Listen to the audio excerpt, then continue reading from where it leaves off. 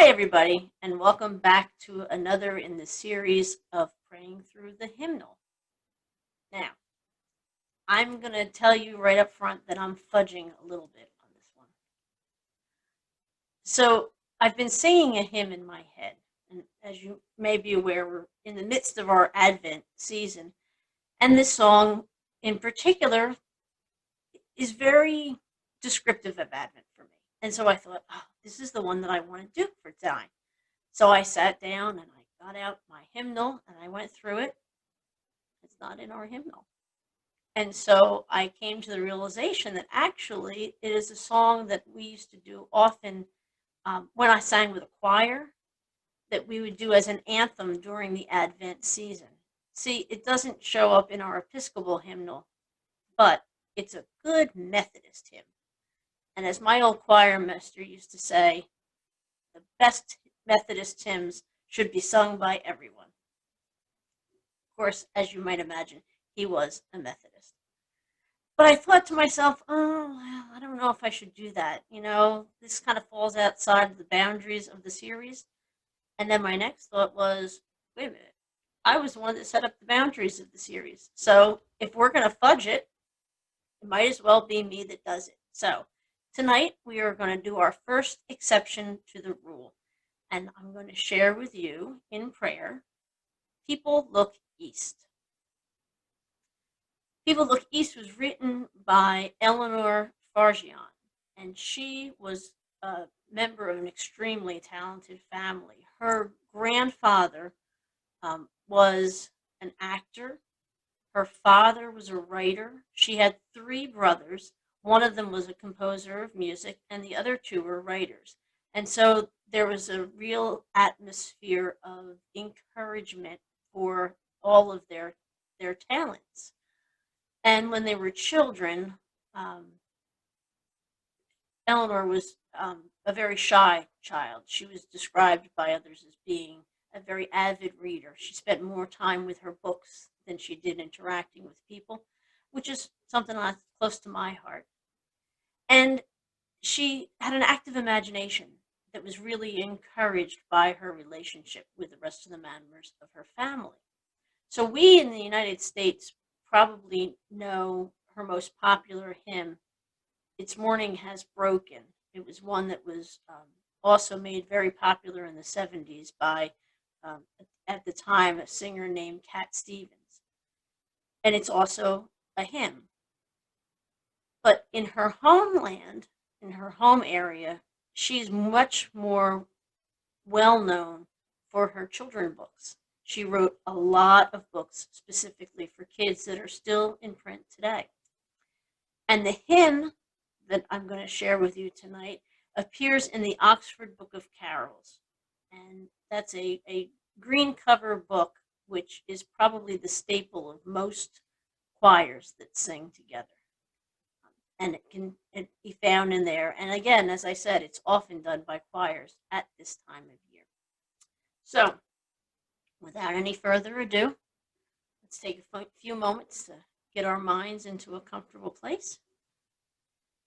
And then we can just listen to the words of the hymn. And this week, let's pay attention to the images as they strike you and as they come up in your mind and in your hearts. Which images really impact your prayer? People look east. The time is near of the crowning of the year. Make your house fair as you are able. Trim the hearth and set the table. People look east and sing today. Love, the guest, is on the way. Furrows, be glad. Though earth is bare, one more seed is planted there. Give up your strength, the seed to nourish, that in course the flower will flourish. People look east and sing today. Love, the rose, is on the way. Birds, though you long have ceased to build, guard the nest that must be filled. Even the hour when wings are frozen, God for fledgling time has chosen. People look east and sing today. Love, the bird, is on the way. Stars keep watch. When night is dim, one more light the bowl shall brim, shining beyond the frosty weather, bright as sun and moon together. People look east and sing today. Love, the star, is on the way. Angels announce with shouts of mirth Christ who brings new life to earth. Set every peak and valley humming with a word. The Lord is coming. People look east and sing today. Love, the Lord, is on the way.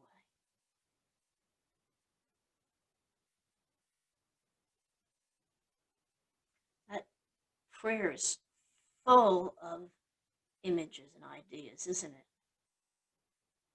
Which ones particularly resonated with you? Which ones brought up an image into your mind?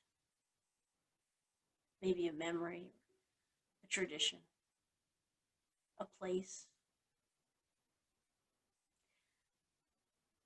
This time hearing the prayer, I found myself immediately excited when I heard the phrase, love the guest is on the way, one from the very first verse.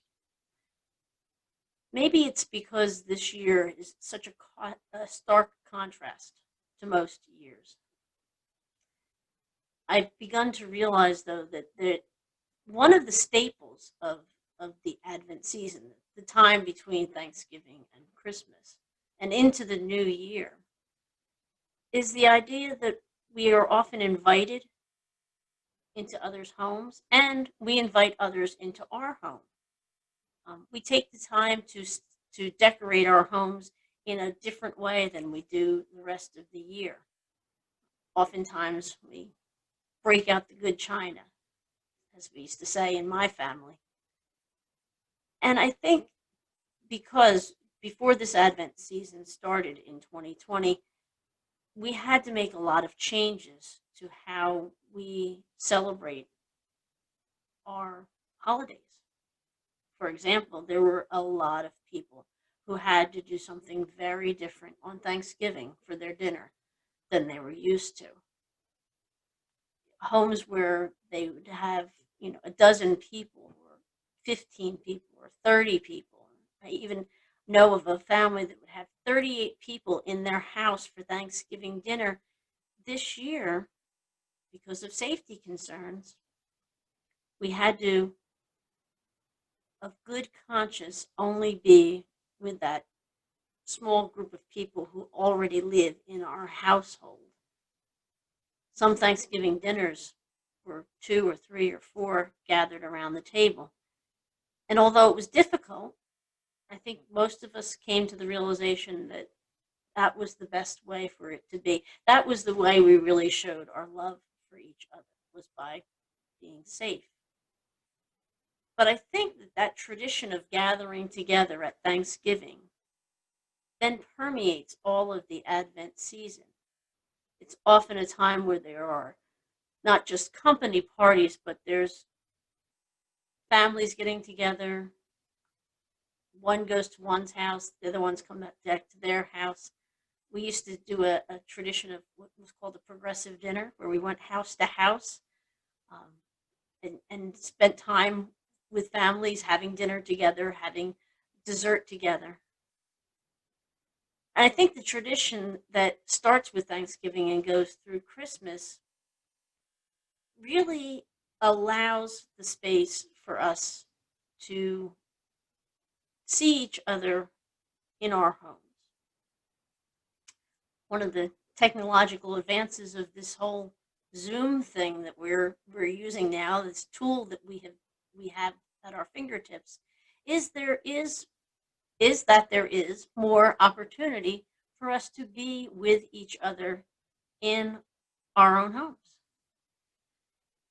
And so I think the idea of love, being a guest, and being welcomed into our homes gives a real profound grounding for me this year. When I normally would be preparing my house for company coming over, for people visiting, I find that I'm really preparing my home this year in a lot of the same ways, but more for the idea that love is the guest that will be coming and staying with me during the Christmas season. There's a lot of other Advent themes that are touched on in this hymn, and often they're ones that are sort of lost in amongst all of the big themes of Advent. I really love the idea that is expressed in the verse about Pharaoh's be glad, the second verse. I love the idea that the earth is bare. It's the time of year when there's nothing that's growing. You know, all of the trees have lost all their leaves, all of the bulbs are underground, everything is in sleep or dead mode. And yet God has the ability to have another seed still planted there, and that the ground gives up its strength to nourish that seed, so that over the course of time, the flower will grow and flourish. It's the idea that even though we don't see growth happening, God has still prepared the ground in a way so that the seed is growing out of our sight, so that when the weather warms and spring finally comes, those flowers will bloom. And I think another image that particularly resonates with me this time when I read through it is the idea of the stars in the heavens. I think about the idea that the star brighter than the sun and the moon combined directs me right toward the image of the Star of Bethlehem. And the Star of Bethlehem, of course, shows the way for those who aren't aware of the story of the birth, for those who are outside of the community, so that they find out that Jesus, the Messiah, is born. If the star hadn't appeared in the sky over Bethlehem, then no one outside of the Hebrew community would have been aware of the birth of the king. The Magi were likely from Persia, and they are also from a culture where they studied the skies. And not only did they study the skies, but they had certain meaning behind some of the things that occurred. One of the primary ones was when there was a new star in the sky. That meant a new king had been born. And that's why when they saw the Star of Bethlehem, the Magi gathered together and went on the road and went and found where the star was, that they knew by its brightness must have indicated where the king was born, where the new prince laid his head. It's a reminder that God speaks to all of us in a variety of different ways and in a language that we as individuals can understand. In the same way that different images within one particular prayer speak to each of us in a different way. So I hope that the season so far for you has been one that has given you at least a little time to be able to think about what the significance is of the coming of Christmas, and maybe to view it in a new way or in a refreshed and renewed way. So do you have any particular traditions that help you prepare your home and your heart for the arrival of Jesus? I would love, if you do, for you to share them. You can share them in the comments below. And thank you again for joining me for this time of prayer. Now, I hope all of you take care and God bless.